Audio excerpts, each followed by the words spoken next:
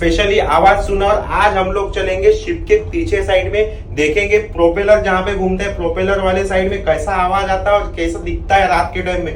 भाई साहब पूरा खतरनाक सीन है, आप यकीन नहीं करोगे। बाहर चल के देखते हैं पहले अभी। ओह माय गॉड, खतरनाक साउंड आ रहा है। तो ये देख लो, ये हमारे शिप का एंट्रेंस है यहाँ पे।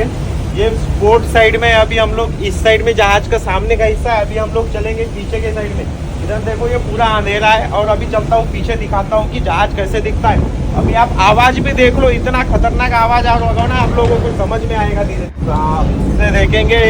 फ्लैश लाइट से दिखाऊंगा कैसे दिखता है।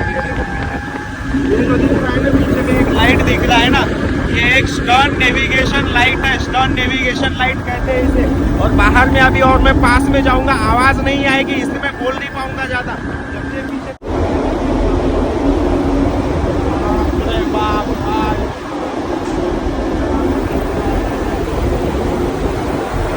नेविगेशन लाइट है जहाज की। अभी क्या तो नजारा दिख रहा